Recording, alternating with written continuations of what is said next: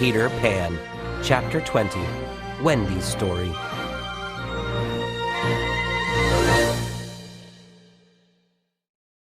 When the boys returned in their pajamas, they all sang and danced. Soon, their dancing turned into a noisy pillow fight. Wendy quieted them and told them it was time for a good night story. She would tell them the story they loved best, but it was a story that Peter hated. Usually, when she told this story, Peter would put his hands over his ears or leave the room. But tonight, he remained on his stool. This story was closest to Wendy's heart, and it began like this. Once upon a time, there was a man called Mr. Darling, and he lived with a woman called Mrs. Darling. I knew them, John interrupted. I think I knew them too. Michael joined in. They lived in a big house in London. Wendy continued. And had 3 darling children. The children had a faithful nanny called Nana. But one evening, Mr. Darling was angry with Nana and chained her up in the yard. So the 3 children flew away. This is a really good story, said Nibs. They flew away to Neverland, where the lost children live, continued Wendy. That's us! Cried the lost boys, excited.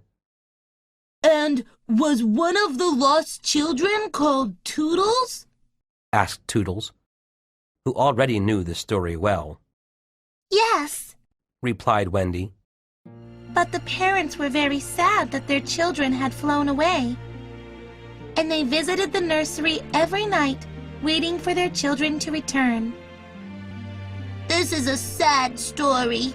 I don't see how it can have a happy ending, said Nibs, forgetting what followed. Don't worry, said Wendy. It turns out all right at the end, because the children knew their mother would always leave the window open for them to fly back home. Mothers are loyal like that. And because the children knew this, they stayed away for a long time and had fun. Did they ever go back home to their parents? Asked the boys. This was the part of the story that Peter really hated. Yes. One day, they decided to fly back to the open nursery window, Wendy said.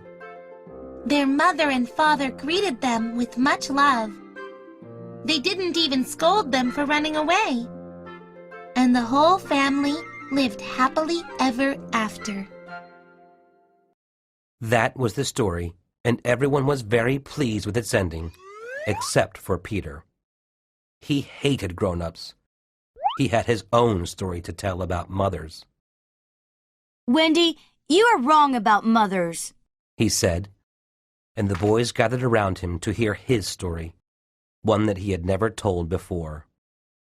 Long ago, he told them, I thought, like you, Wendy, that my mother would always keep the window open for me. So I stayed away for many moons and suns.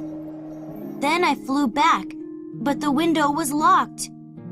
My mother had forgotten about me, and there was another little boy sleeping in my bed.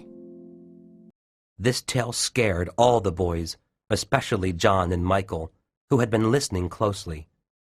The lost boys had been away from their mothers for a long time, and so knew how to live without them. But John and Michael didn't know how. Wendy, let's go home! They both cried.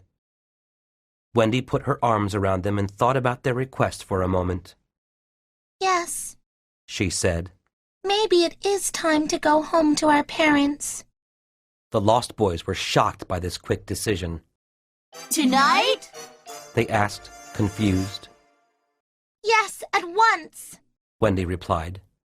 Suddenly, an image of her mother crying in the empty nursery came to her mind. Peter, of course, refused to show his feelings to the group. Though he cared very much, he said coolly to Wendy, If you wish, I'll make the necessary arrangements. But, in his heart of hearts, he wanted to cry.